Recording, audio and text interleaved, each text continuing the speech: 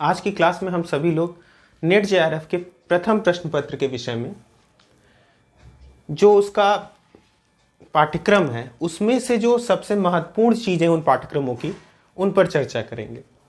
वैसे तो ये पाठ्यक्रम 10 भागों में विभाजित है, आप सभी जानते हैं सिलेबस के माध्यम से। मैं इसके पूरे सिलेबस को डिस्क्राइब नहीं करूंगा, बल्कि उसमें से जो बिंदु सबसे महत्वपूर्ण है उनको आपके सामने रखूंगा, जिससे आप उसको अधिक से अधिक तैयार करके अच्छे अंकों को प्राप्त कर सकें। देखिए, इसको स्टार्ट करने से पहले सबसे ज़रूरी बात यह है कि नेट का जो फर्स्ट पेपर है वो सबके लिए कॉमन है, अनिवार्य प्रश्न पत्र है। तो इसमें इसका फॉर्मेशन ऐसा बना होगा कि सभी विषयों के विद्यार्थी इसको अच्छे से समझ सकें। बस बात ये होती है कि आप सभी इसको थोड़ा कठिन भी मान लेते हैं या कुछ टॉपिक आप कहते हैं कि हमें आता ही नहीं है। तो ये जो 10 बराबर भाग में बटा हुआ है, इसमें से कुछ टॉपिक सबसे महत्वपूर्ण बन जाते हैं, जिनको आप पढ़ेंगे तो वो एग्जाम में आने की संभावना उनकी सबसे ज़्यादा रहती है। तो शुरू करने से पहले सबसे एक बात कि ये जो फर्स्ट पेपर है इसमें अधिक से अधिक आपको ध्यान ये देना है कि यूजीसी आपको सिलेबस को बहुत ज़्यादा बदल करके प्रश्न नहीं पूछती या बहुत ज़्यादा अलग नहीं बना देती। बस उन्हीं प्रश्नों को या जो आपका विषय है उसको थोड़ा सा घुमा फिरा करके आपके सामने लाती है। और आपको लगता है कि पिछले बार के तुलना में ये प्रश्न पत्र कठिन था या इस सेट के तुलना में ये प्रश्न पत्र कठिन था, बल्कि ऐसा कुछ विशेष होता नहीं है। तो आज सबसे पहला टॉपिक उठाते हैं हम शिक्षण। तो शिक्षण में कई सारे टॉपिक हैं, जिसमें से पहला महत्वपूर्ण टॉपिक होता है शिक्षण और अधिगम। आज केवल टॉपिक पे चर्चा होगी कि वास्तव में इन टॉपिकों को आप देखेंगे तो आपके प्रश्न आसानी से ज्यादा सही होने लगेंगे। तो देखिए, शिक्षण और अधिगम इसका पहला टॉपिक है, जिसमें ध्यान दीजिएगा शिक्षण अधिगम संबंध। शिक्षण अधिगम संबंध से हर सेट में एक क्वेश्चन आने की संभावना बनी रहती है और आता भी है। जब से एनटीए ने अपने हाथ में इसका पेपर लिया है तब से शिक्षण अधिगम संबंध पे एक क्वेश्चन इसके टॉपिक में आ ही जाते हैं। दूसरी बात, इसमें जो आती है वो है सीबीसीएस सिस्टम। आप जो भी पढ़ते हैं साथ में सीबीसीएस सिस्टम को जरूर पढ़िएगा, क्योंकि ये नए तरीके से इसमें जोड़ा गया है। सीबीसीएस सिस्टम मूल्यांकन की एक नई प्रणाली है। ठीक, ये दोनों टॉपिक, पहला शिक्षण और अधिगम, दूसरा सीबीसीएस सिस्टम, और तीसरा मूल्यांकन के प्रकार। तो मूल्यांकन के प्रकार भी कई होते हैं, जिसमें से आपको निर्माणात्मक,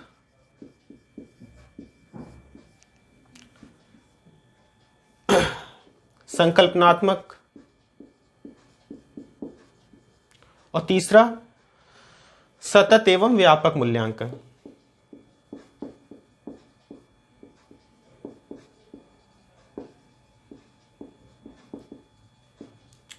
ये 3 मूल्यांकन आवश्यक बनेंगे जो सिलेबस की दृष्टि से महत्वपूर्ण होंगे। तो पहला टॉपिक शिक्षण में है शिक्षण और अधिगम, दूसरा सीबीसीएस सिस्टम और तीसरा मूल्यांकन के प्रकार। ये जो 3 टॉपिक हैं इसमें से प्रश्न बनने की संभावना ज्यादा रहती है। इसके बाद जो एनटीए पेपर ले रही है उसमें जो सिलेबस में चेंज आया था उसमें एक टॉपिक और महत्वपूर्ण बन जाता है, शिक्षा में नवाचार। ये महत्वपूर्ण टॉपिक है, इसकी परिभाषा और नवाचार शिक्षा के किन किन क्षेत्रों में आ सकता है, इस पे आप सभी लोग विशेष ध्यान दीजिएगा। तो ये 4 टॉपिक आप स्पेशली थोड़ा ध्यान देके पढ़िएगा। बाकी जो आपके शिक्षण के अंतर्गत टॉपिक है वो आपको पढ़ने हैं, ऐसा नहीं कि वो नहीं पढ़ने, लेकिन ये 4 टॉपिक थोड़ा ज्यादा ध्यान देंगे आप तो आपको दिक्कत नहीं होगी, क्वेश्चन आपके इजी फॉर्म में सॉल्व होने लगेंगे। ये आप अपने से नोट भी करते जाइएगा, जब अपनी किताब में इसको टिक लगा लीजिएगा, सबसे अच्छा तो ये रहेगा। और ये टॉपिक जहां भी आएंगे इसको विशेष रूप से इसको समझने का प्रयास करिएगा। अब इसके अलावा इसमें बहुत सी चीजें हैं, जैसे शिक्षार्थी शिक्षक संबंध और तरह तरह की चीजें हैं। लेकिन एक छोटा सा टॉपिक और ध्यान दीजिएगा, शिक्षण में जो आपको पढ़ना है वो हर चीज इसमें आप प्रभावी शिक्षण के नजरिए से पढ़ने का प्रयास कीजिएगा। प्रभावी शिक्षण से पढ़ने के नजरिए से मतलब शिक्षक छात्र संबंध, प्रभावी शिक्षण, कक्षा कक्ष का प्रभावी रूप, सब कुछ आपको प्रभावी दृष्टि से पढ़ना है। क्योंकि ध्यान दीजिएगा, नेट का जो पेपर है वो शिक्षण की योग्यता को चेक कर रहा है, तो आप प्रभावी रहेगा तभी अच्छी बात रहेगी। तो हर चीज को आप प्रभाविता की दृष्टि से समझने का प्रयास करिएगा। अब इसका जो दूसरा टॉपिक है अनुसंधान, ध्यान दीजिएगा, अनुसंधान से जो लोग परिचित नहीं होते उन्हें थोड़ी समस्या ज्यादा होती है कि अनुसंधान में कुछ भी पूछ देता है, ये है वो है। तो अनुसंधान को आप समझने के लिए सबसे पहले एनटीए के सिलेबस में, मतलब एनटीए नेट के सिलेबस में एक टॉपिक जुटा है प्रत्यक्षवाद, और इसी का जो दूसरा रूप है वो है उत्तर प्रत्यक्षवाद। तो ये दोनों उपागम शोध के इसमें जोड़ दिए गए हैं, इसको पढ़ना बहुत जरूरी है। इसके पश्चात आपको अनुसंधान के कई प्रकार हैं, जिसमें से दो प्रकार सबसे इंपॉर्टेंट माने जाते हैं, पहला प्रयोगात्मक, दूसरा क्रियात्मक। इससे प्रश्न बनने की संभावना ज्यादा बनी रहती है। ठीक, तो अनुसंधान में बाकी टॉपिक देखिए, मैं आपको सिलेबस डिस्कशन नहीं कर रहा हूं, मैं केवल सिलेबस के उन पॉइंटों को आपको बताना चाह रहा हूं जिससे प्रश्न ज्यादा बनते हैं। उसके बाद आप पूरा सिलेबस पढ़िए, ये अच्छी बात है। तो प्रत्यक्षवाद हो गया, उत्तर प्रत्यक्षवादी उपागम, दूसरा प्रयोगवाद क्रियात्मक,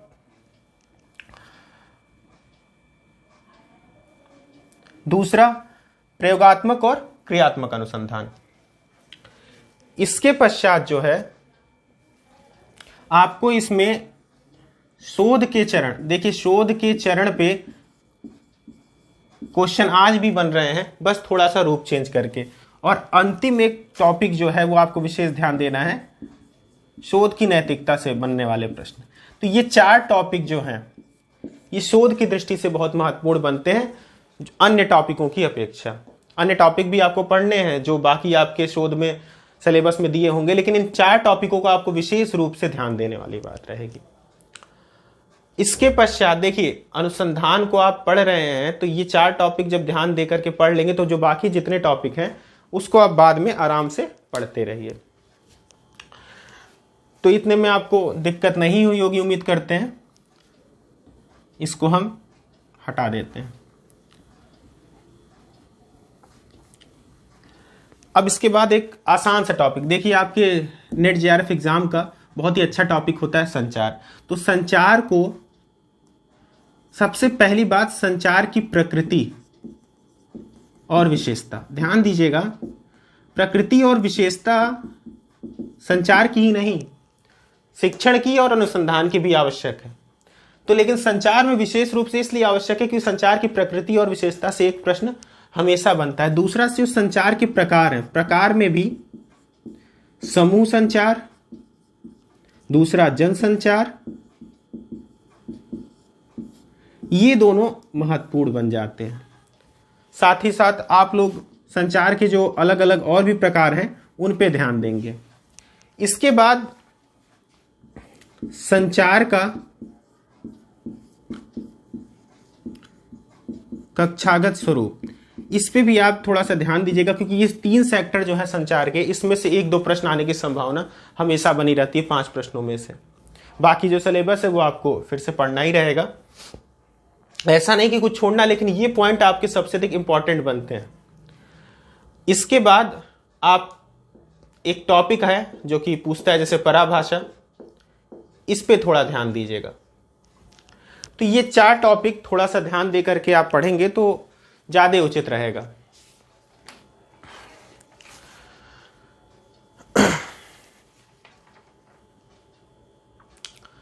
तो अब कंप्यूटर, देखिए कंप्यूटर में थोड़ा सा परिवर्तन आया है, कंप्यूटर नए स्वरूप से प्रश्न बन रहे हैं। फिर भी कंप्यूटर के जो बेसिक फॉर्म में जो चीजें आती हैं वो आपको पढ़नी है। बेसिक फॉर्म में आने का मतलब ये है कि अभी भी प्रश्न जो है इंटरनेट, ईमेल और प्रोटोकॉल, इन पे आधारित एक प्रश्न आपको अवश्य मिल जाते हैं। दूसरी बात, बाइनरी सिस्टम को जरूर पढ़ लीजिएगा। बाइनरी सिस्टम में क्वेश्चन बनते हैं, ध्यान दीजिएगा। अभी तक सिंपल बाइनरी पूछी जा रही थी, हाल फिलहाल एक दो क्वेश्चन बाइनरी के ऐसे आ गए हैं जो कि डेसिमल की बाइनरी, तो बाइनरी सिस्टम को भी थोड़ा सा पढ़ लीजिएगा। मतलब ये इंपॉर्टेंट टॉपिक है, इनको मतलब जरूर ही पढ़ना है आपको। इसके पश्चात जो आपके फुल फॉर्म होते हैं, कंप्यूटर में फुल फॉर्म्स बहुत जरूरी माने जाते हैं, आप फुल फॉर्म्स पढ़ के जरूर पढ़ी जाइएगा एग्जाम में। अब देखिए, ये जो है बेसिक फॉर्म में कंप्यूटर में कौन सी इनपुट डिवाइस, कौन सी आउटपुट डिवाइस, कंप्यूटर के वर्क वगैरह, एक्सटर्नल इंटरनल, और internet, email, protocols, binary system, full form, ये कंप्यूटर की दृष्टि से इंपॉर्टेंट है। देखिए ये सिलेबस जो है काफ़ी बड़ा, क्योंकि 10 टॉपिक में विभक्त किया गया है और काफ़ी चीज़ें पढ़नी होती हैं। लेकिन पहले आप उसमें से जो सबसे महत्वपूर्ण चीज़ें हैं उनको अच्छे से समझ लीजिए, उसके बाद पूरा सिलेबस आप पढ़िए। अब एक टॉपिक आता है तर्क। लॉजिक एक ऐसा टॉपिक है जिस कई लोग को तो बहुत अच्छे से आता है और कई लोग इसको समझ ही नहीं पाते हैं, लेकिन इस तर्क को यूजीसी ने थोड़ा सा और बदलाव के साथ लाया है, पाश्चात्य और भारतीय। पहले केवल पाश्चात्य तर्कशास्त्र था, अब इसके साथ भारतीय तर्कशास्त्र जुड़ गया है। इसमें इन दोनों में जो महत्वपूर्ण है, पहला तो आपको युक्ति, तर्क वाक्य और परिभाषा से संबंधित प्रश्न पढ़ने होंगे। और दूसरा, भारतीय तर्कशास्त्र में ज्ञान के साधन, ये इंपॉर्टेंट इसलिए क्योंकि इधर बीच के पेपरों में ज्ञान के साधन से अधिक प्रश्न बनाए जा रहे हैं पाश्चात्य की अपेक्षा। तो इतना ध्यान दीजिएगा कि पिछले 2 बार के पेपरों से ज्ञान के साधन से प्रश्न बने हैं, तो हो सकता है इस बार पाश्चात्य से ज्यादा बन जाए, लेकिन आपको ज्ञान के साधन को अच्छे से पढ़ लेना है। पाश्चात्य वाला आसान होता है, इसमें कोई विशेष दिक्कत नहीं होती है। अब उच्च शिक्षा, ये सारे सेक्टर जो होते हैं, देखिए ध्यान दीजिएगा, इनका जो ऊपर के मैंने सेक्टर लिखे थे, शिक्षण, अनुसंधान, संचार, कंप्यूटर, तर्क, इनका जहां तक है स्वरूप थोड़ा बहुत करके ऊपर नीचे करके फिक्स माना जाता है। इसमें से जो प्रश्न बनते हैं वो काफी ऐसे होते हैं कि आप समझ सकते हैं कि पिछले बार ये सारी चीजें आई थी तो इस बार ये सारी चीजें आ सकती हैं। लेकिन उच्च शिक्षा, पर्यावरण, रीजनिंग और मैथ, इनका जो स्वरूप है, मैंने अध्ययन बोध का नाम नहीं इसलिए लिया क्योंकि अध्ययन बोध की क्षमता, ये स्टूडेंट की क्षमता पर निर्भर करता है कि अध्ययन बोध वो कैसा समझ पा रहा है। इसका नाम मैं इसलिए नहीं ले रहा हूं कि इसको टीचर नहीं समझा सकता।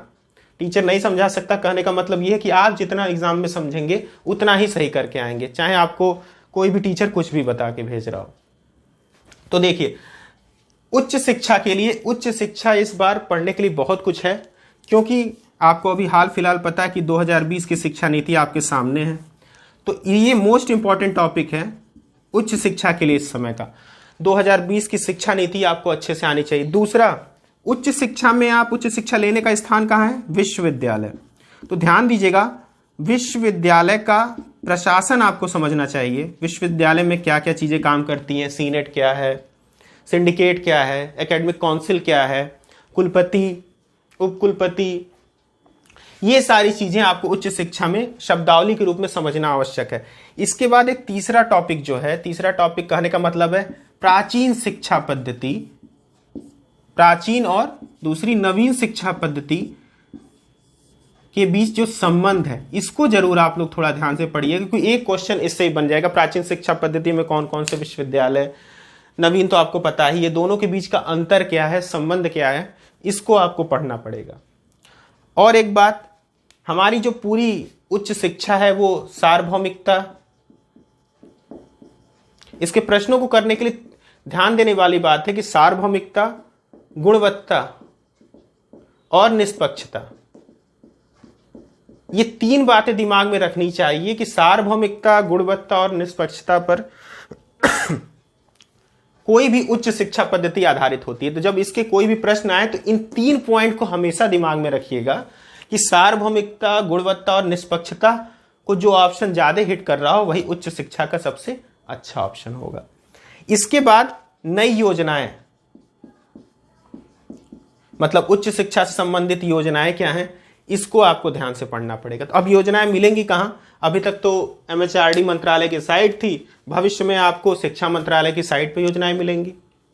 तो उस पे से जो उच्च शिक्षा संबंधी योजनाएं होंगी आपको उस पर ध्यान देना है। और एक आसान सा टॉपिक इसका, ग्रॉस एनरोलमेंट रेशियो, सकल नामांकन अनुपात क्या होता है और भारत में किस राज्य का सर्वाधिक है, भारत का कितना है, ये जरूर पढ़िएगा, क्योंकि एक प्रश्न इससे बनने की संभावना बनी रहती है। अब इसके बाद एक टॉपिक है पर्यावरण। तो पर्यावरण में सबसे पहले तो ये समझ लीजिए कि पर्यावरण में प्रदूषक एक बहुत इंपॉर्टेंट टॉपिक होता है, यानी कि प्रदूषक, प्रदूषण और उससे संबंधित रोग, ये एक बहुत ही बेसिक सा टॉपिक है, ये समझने वाली बात होती है और ये आने की संभावना बनी रहती है। दूसरी बात, आपको जो अंतर्राष्ट्रीय सम्मेलन है, पर्यावरण से संबंधित जो अंतर्राष्ट्रीय सम्मेलन है, वो किस उद्देश्य से हुए थे और कहां हुए थे, कब हुए थे, इतनी बातें आपके दिमाग में रहनी चाहिए। जो प्रमुख सम्मेलन है, स्टॉकहोम सम्मेलन हो गया, पृथ्वी सम्मेलन हो गया, क्योटो प्रोटोकॉल वगैरह हो गया, मतलब ये सारी चीजें आपको पता होनी चाहिए। इसके बाद पर्यावरण में दो टॉपिक जो UGC हर साल उठाता है और किसी न किसी रूप में आपके सामने देता है, SDG, MDG, सतत विकास लक्ष्य, सहस्त्र शताब्दी विकास लक्ष्य। तो ये दोनों टॉपिक तो जरूर आप पढ़ लीजिएगा, क्योंकि पर्यावरण से इससे प्रश्न बनने की संभावना बनी रहती है। और जब आप भारत के हैं तो भारत का राष्ट्रीय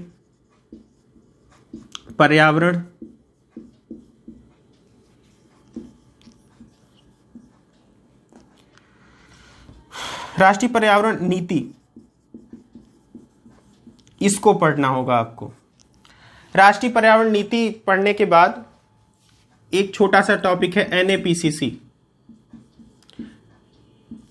national action plan for climate change. तो ये टॉपिक पर्यावरण की दृष्टि से सबसे महत्वपूर्ण है, इसमें से प्रश्न बनते ही बनते हैं और आने की संभावना सबसे अधिक होती है।